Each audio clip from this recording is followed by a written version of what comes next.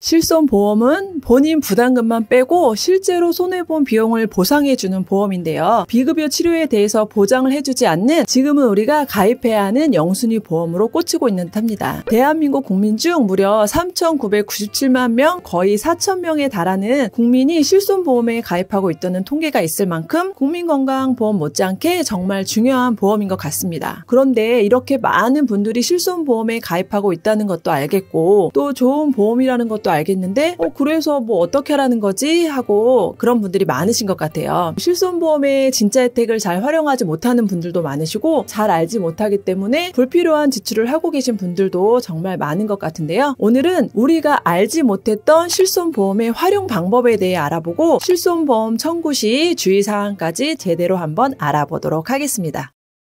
본 광고는 광고심의 기준을 준수하였으며 유효기간은 심의일로부터 1년입니다. 안녕하세요. 보험을 쉽게 알려드리는 쌤 이초연 팀장입니다. 우리가 알아야 할 실손에 숨겨진 혜택 첫 번째는요. 본인 부담금에 한도가 있다는 것입니다. 실비를 청구하면 내가 내야 하는 본인 부담금이 있는데요. 청구 액수가 커서 본인 부담금이 200만 원을 넘어간다면 200만 원을 제외한 나머지는 전부 보험사에서 보상을 해준다는 이야기입니다. 실손보험 표준화가 이루어진 09년 10월부터 현재 판매 중인 4세대 실비까지 전부 해당되는 내용인데요. 다음 27년 7월부터 현재까지 판매 중인 4세대 실비의 경우에는 비급여 치료에 대해서는 이 자기부담 한도가 적용되지 않는다는 점도 참고를 해두시면 도움이 될 듯합니다. 비급여 치료가 뭔지 물어보시는 분들도 종종 있으신데요. 뒤에서 간단하게 설명을 드리도록 하겠습니다. 이 200만 원 한도가 대체 뭔지 여기에 대해서 설명을 한번 드려보도록 하겠습니다. 내가 2010년도에 실비를 가입하고 암에 걸렸어요. 그런데 암 치료를 받다 보니까 치료비가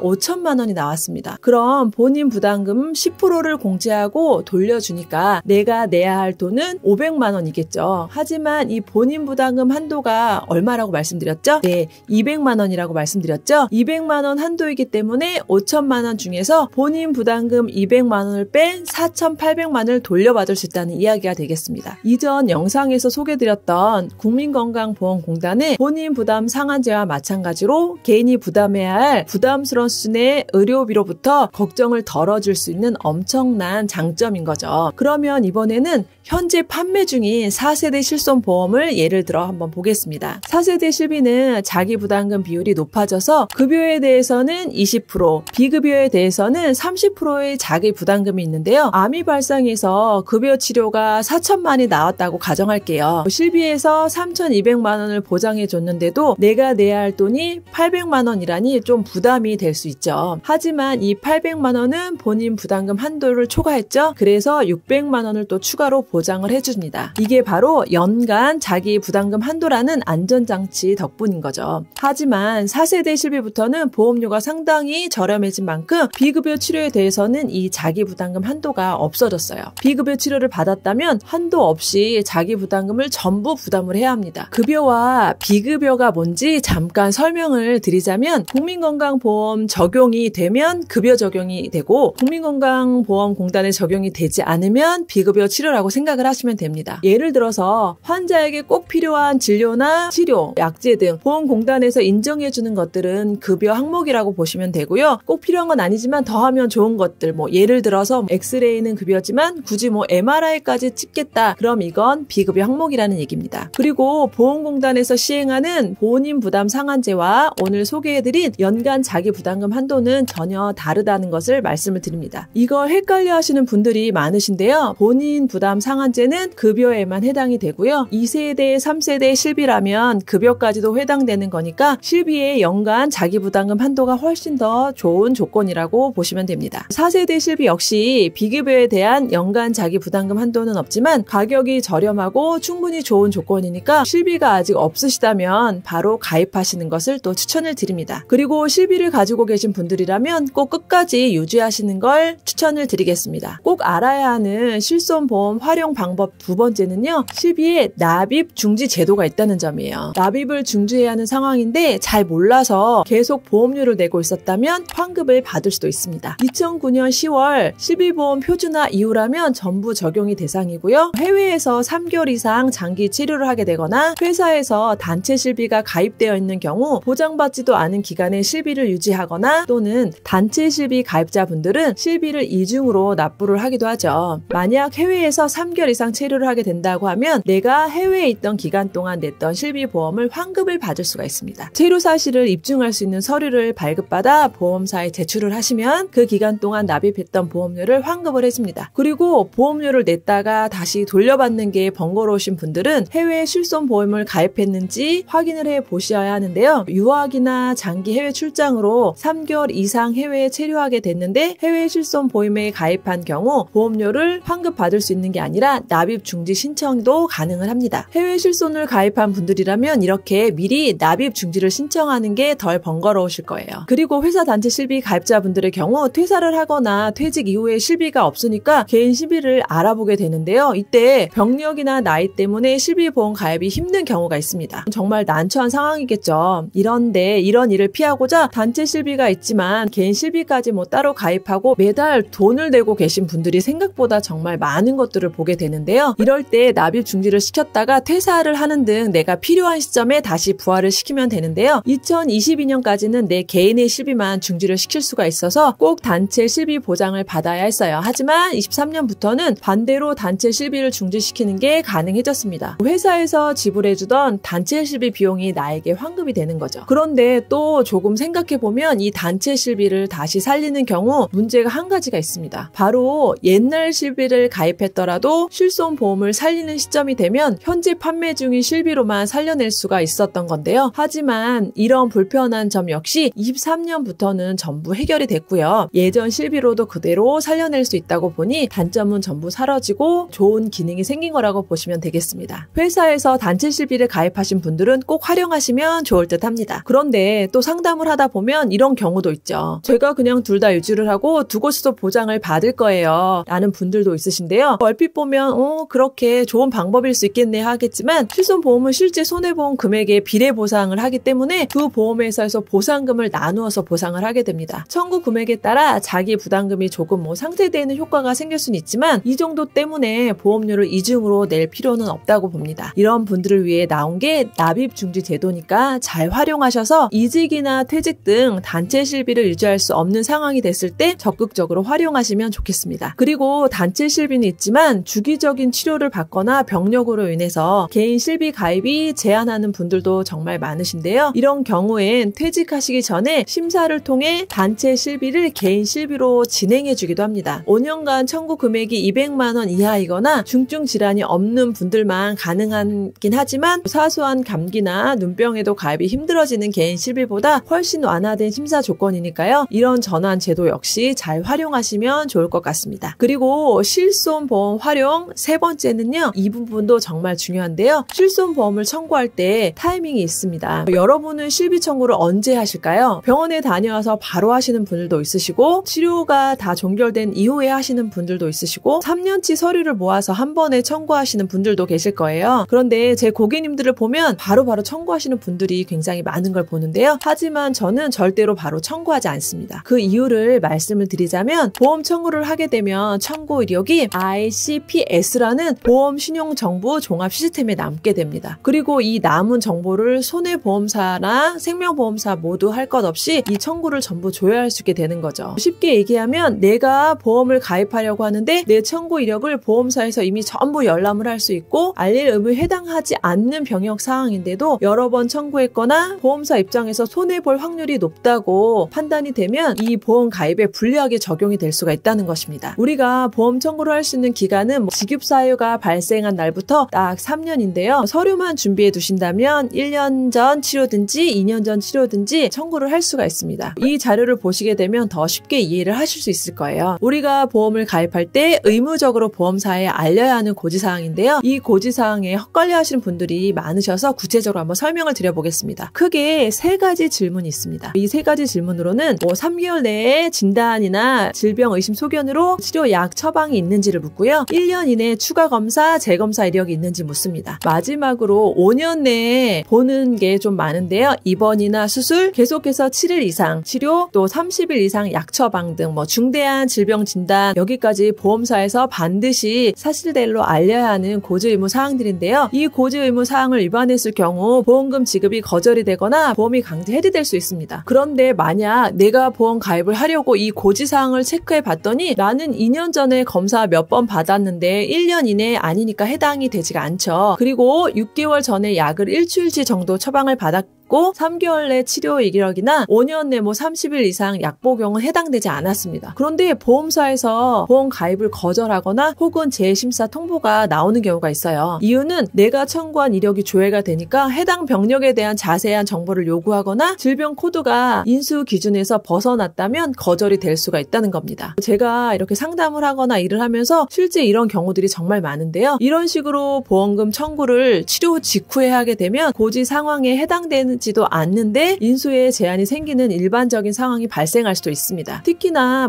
비급여 치료 중 하나인 도수 치료의 경우 반복적으로 여러 번 치료를 받게 되면 7회 이상 치료를 받았다면 5년이나 고지 상황에 따라다니게 됩니다. 그래서 7번 이상 받지 않았더라도 청구 이력 조회하면 보험사 심사에서 까다롭게 보는 경향이 있으니까 보험 가입 계획이 있으시다면 청구를 미루시거나 하지 않으시는 게 오히려 도움이 될 수도 있습니다. 그렇다면 우리가 보험금 청구는 언제 해야 할까 정말 궁금하신데요. 정말 답은 쉽습니다. 아까 3일 후 고지사항을 다시 한번 살펴볼게요. 만약 내가 치료를 받았을 때 입원 또는 수술했다면 5년 이내 내 알릴 의무에 해당이 되는 거죠. 이럴 경우 청구를 안 해도 어차피 고지사항 대상이니까 치료 후에 바로 청구하는 게 나을 수도 있습니다. 반면에 1년 이내 내가 추가 검사나 재검사 또는 3개월 내 치료 이력 여기까지 고지사항이 해지되더라도 고지 상황에 벗어날 때까지 기다렸다가 가입하시는 게 충분히 가능한 시간이에요. 만약 작년에 내가 두통으로 검사를 받았는데 원인을 찾지 못하고 상태가 호전돼서 더 이상 병원에 가지 않았어요. 이런 상세 불명의 두통은 보험사가 심사 과정에서 굉장히 까다롭게 보는 병명 중 하나이지만 청구 이력만 없다면 1년이 지난 순간 아무 문제 없이 보험 가입이 가능합니다. 고지 상황에 해당되지 않으니까 고지 의무도 없고 청구 효력이 없으니까 보험사가 알 방법도 없는 거죠. 그리고 아까 제가 3년까지 청구가 가능하다고 말씀드렸는데요. 무사히 가입한 이후에 청구를 하면 되고요. 고지 의무도 성실히 지킨 거기 때문에 전혀 문제가 될 게 없습니다. 이 외에 보험 가입 계획이 없는 경우라면 그냥 마음 편히 청구하셔도 무방하지만 보험금 청구는 어차피 3년까지 가능하니까 치료가 끝났어도 곧바로 청구할 필요는 없다는 이야기입니다.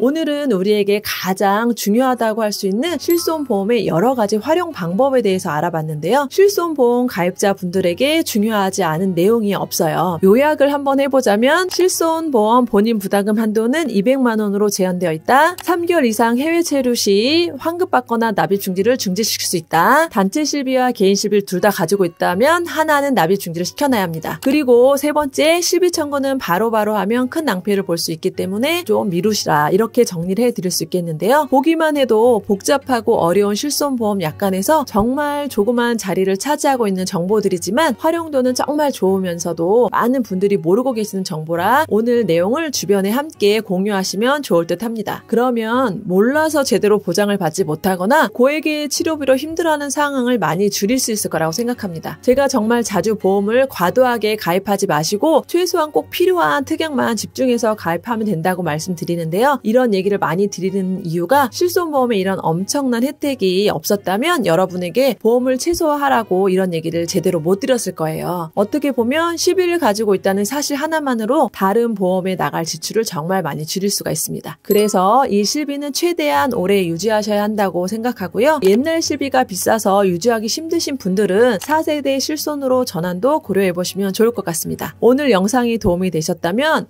구독과 좋아요 한 번씩 부탁드리고요. 저는 다음 시간에는 더 좋은 내용으로 찾아오도록 하겠습니다. 오늘도 함께해 주셔서 너무나 감사드립니다. 감사합니다.